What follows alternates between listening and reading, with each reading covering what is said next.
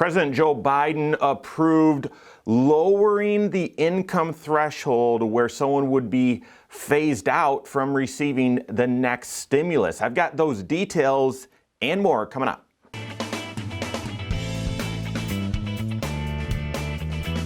My name is Mike Bernard. I'm the host of the Wise Money Show. I'm also one of the certified financial planners right here at Korhorn Financial Group. Make sure you hit that subscribe button, turn on notifications, and smash that thumbs up button.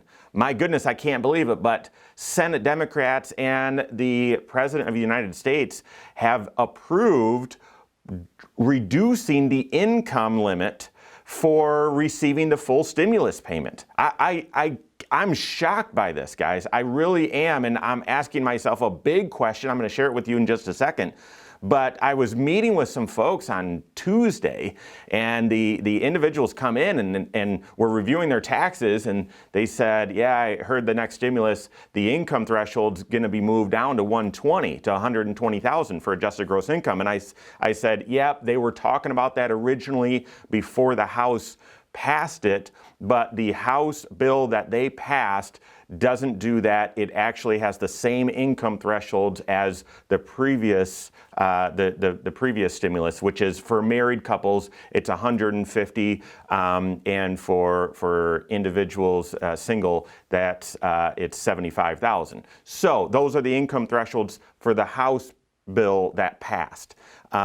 But there again, like the next day, that was on Tuesday. Yesterday morning, I hear the president approves of reducing that income threshold, basically meaning the president and Senate Democrats are saying fewer people should be receiving the direct stimulus bill. Now, I don't know if you're in favor of that or not, but gosh, that got my attention, and that should get your attention as well. I'm going to have some implications here, but what's this all about? Well, the 120,000 figure for married couples, so 60,000 for an individual, that was rumor, and that was the House idea when they were negotiating. That's not what they're talking about. The new proposal, and again, there's a lot of things swirling around, and I'm recording this on Thursday morning. By the time you watch it, there could be more news. I don't know, but I wanted to give you this update because it's a big change.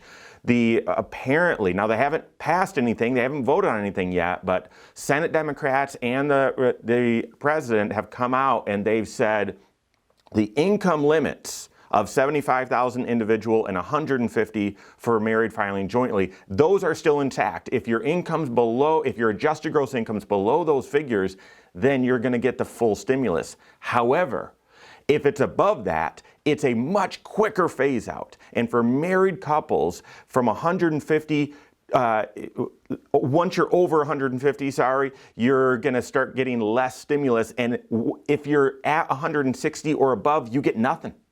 You get nothing. That is an accelerated, significantly accelerated phase out of receiving stimulus. That means a lot more people are not going to receive the stimulus if they pass this thing. Will they pass it? Guys, I'm shocked that they're doing this. And it's leading me to one big question. Why? Why? And if you say, because, Mike, we have no money, the government is broke and we have no money. Well, I know that, but then why do a stimulus at all? To me, why is the question, okay? Number one, why is, well, why are we even doing a $1,400 stimulus? Well, it's because last round, the negotiations in December, it was going to be $600, and then every politician on the planet basically stood up and said, not 600, 2,000's better than 600. Let's do 2,000. I did a whole video about that. That makes no sense. Where'd you come up with 2,000? Doesn't make any sense. So the whole point of this 1,400 is to true up the 600 that you already received to 2,000. That's it. So why don't you match the income limits of the folks that received the 600? That doesn't make any sense. Where is the logic? I mean, so why? Why would you change the income limit for this $1,400, which is a made-up number, but it's only made up to take the $600 payment that was paid out at the end of December and bring it up to $2,000. Why change who's eligible? That's ridiculous. That's ridiculous.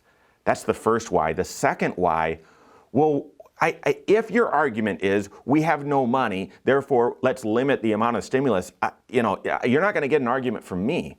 But then Everyone knows that this is a $1.9 trillion stimulus plan. So therefore, if this is fewer people receiving direct payments, you got to tell me why. Why should we do that? If we're trying to stimulate the economy, if there's some sort of argument that these stimulus payments are needed, why should we limit it when previously we were allowing people with income limits higher? Why would you do that? Is that to save money so that it can be allocated somewhere else? Well, to me, I have serious doubts that the government is really good at allocating money to the right purposes. So if you're going to give less to individuals to give more to somewhere else, I completely disagree. Completely disagree. But I haven't even heard that. I haven't heard, well, doing this will save X billion, $100 billion, and that $100 billion needs to go here. I haven't heard that. And I haven't heard, well, that brings the price tag from 1.9 down to 1.8, and that's good. That will get more votes. I haven't heard that either. So why? Why change the limits if the income limits, if this was supposed to be a $2,000 payment and true up the $2,000, why would you change who's eligible? And then second, why all of a sudden the fiscal responsibility here? Makes no sense. Makes no sense. Either way, guys, it's crunch time. They're gonna come to a vote at some point in the next week or week and a half. And if you're on the bubble, if you're looking at your tax situation and you're on the bubble, you need to accelerate and file a return, or you need to accelerate and then wait and not file. Okay, here's what I mean by that. Now, if your income, let's say for 2019, if your adjusted gross income was $162,000, okay, for a married couple, but for 2020, you were unemployed or your income went down because you had less hours or you were cut, whatever, and your income is $148, you better hustle and file your return right now. Right now, because you know that for the past two stimulus, and they've said it for this one too, they're going to base those income thresholds on your most recent filed tax return. So if you would be now ineligible because these income limits are lower, ineligible based on 2019, but you would be eligible based on 2020, you better file that return right now. Right now, contact your CPA, give us a call, let's get this filed right now. But the opposite's true, right? If you would qualify based on your 2019 return, if you would qualify, but in 2020 you wouldn't, don't file.